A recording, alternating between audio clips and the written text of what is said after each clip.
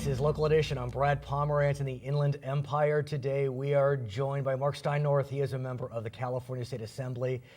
And I have to say, sir, a lot of folks didn't know if you'd be a member of the California State Assembly after November. You were in a mega targeted seat. The Democrats were going after you full throttle. Yes. And you won a tremendous victory. It was close, but you did it. And I appreciate that. Thank you very much. Right. But I can't take the credit for it. The credit really goes towards the team that I had.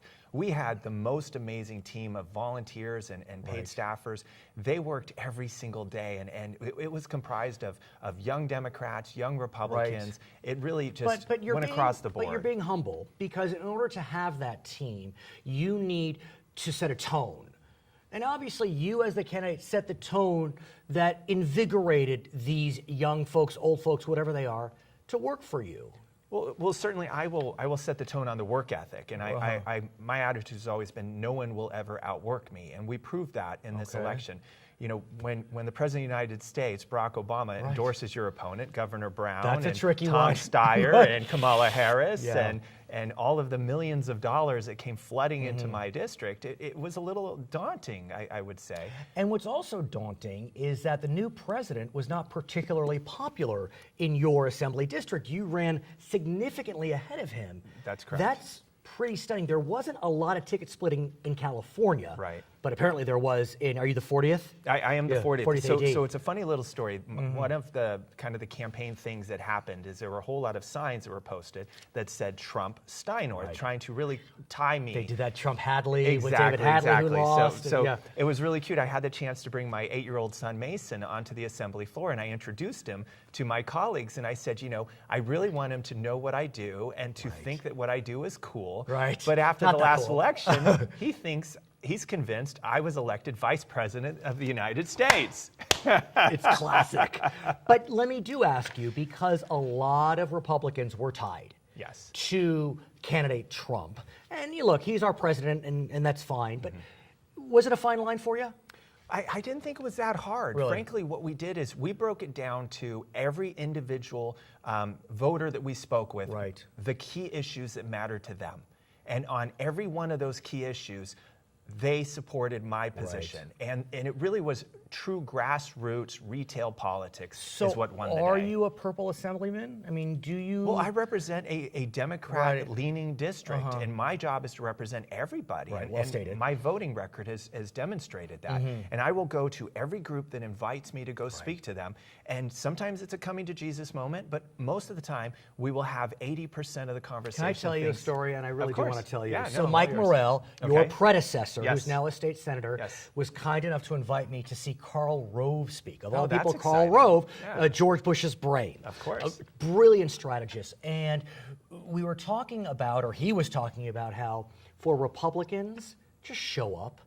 Show up at the Latino Chamber of Commerce. Show up at the African American Chamber of Commerce.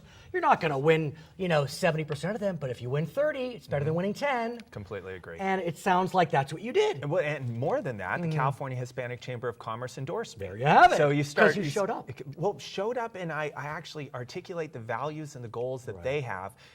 We have so much more in common than we ever have that separates us. And if you focus on the elements that you have in common, you will be successful. I want to ask you about your return, though, to Sacramento. You never left, but now, you've gone back for a second term. Look, the one thing I like about Sacramento, and maybe I'm a little Pollyanna, but Democrats and Republicans get along pretty well. Yes. In Washington, D.C., not so much. Right. And I know that you've made friends with the Democrats in the Assembly, and that's become particularly important because they now have a supermajority. Correct. And so, arguably, they can do anything they want, whatever that means.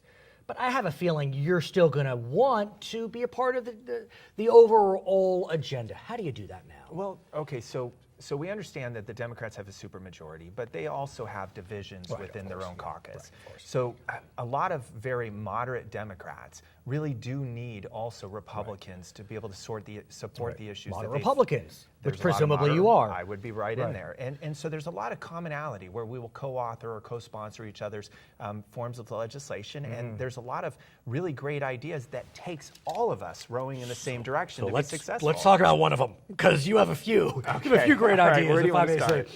This is fascinating. Okay. I haven't thought of this, and I'm not that smart, but I want to talk about one of your proposed bills. Sure. Protect Our Homes Act. Oh, yeah. And let's talk about it, and let's give some context.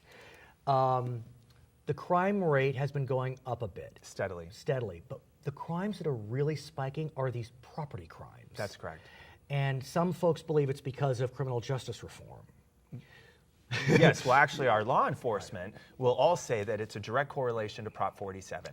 I'm being broad. Okay, but, well, you could say we know good, that Prop 47 changed the definition of a felony to a misdemeanor for property crime if it's under the value of $950. And drug crimes and. But that one specifically has really been a real challenge, and the challenge, of course, with the drug crimes, which they're tied to the property crimes because that's how they're able to purchase the drugs. We're seeing a tremendous amount of break-ins at people's homes, home invasion, stealing the mail, stealing packages in front of their homes. Really, we need to empower the homeowner to be able to protect themselves. And the criminologists have said if there is a link between AB 109 and Prop 47 and the spike in crime, they are focused on property crime. So Absolutely. I can't deny what you're saying. Yeah. So so tell me about AB 54. So what I believe is since we have pushed the burden of protecting the homeowner to the homeowner from the state because we've released so many prisoners and we've redefined what a crime is, it certainly behooves the state to give a tax credit. Although I will say AB 109 you did.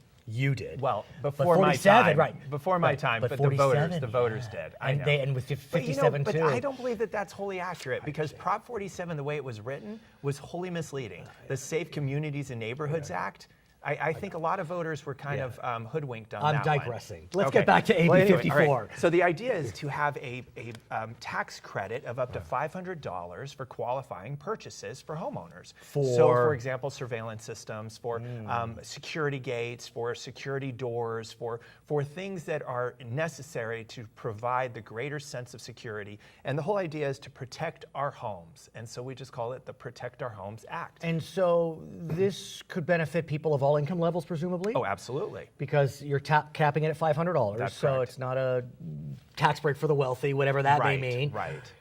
Democratic friends, what do they say? Because you need them. We do, and right now I believe I think it's about 15 co-authors. I don't have the whole list, forgive me. But Dems?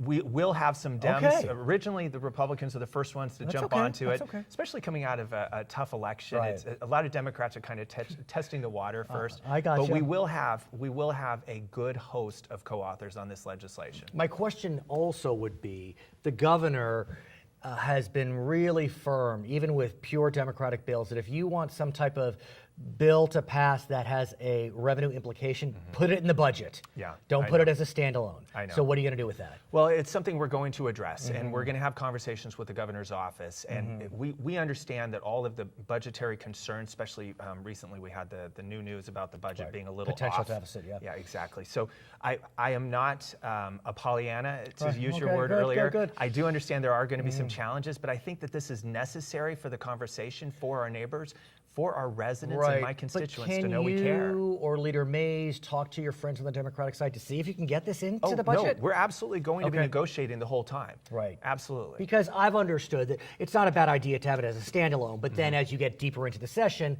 if there's revenue implications, let's get into it. But sometimes it takes a standalone to get the conversation started and to be able to test how much desire and willpower there is. He's Marc Steinorth. He is a member of the California State Assembly representing significant portions of San Bernardino County. My name is Brad Pomerantz in the Inland Empire. Today, it's Local Edition.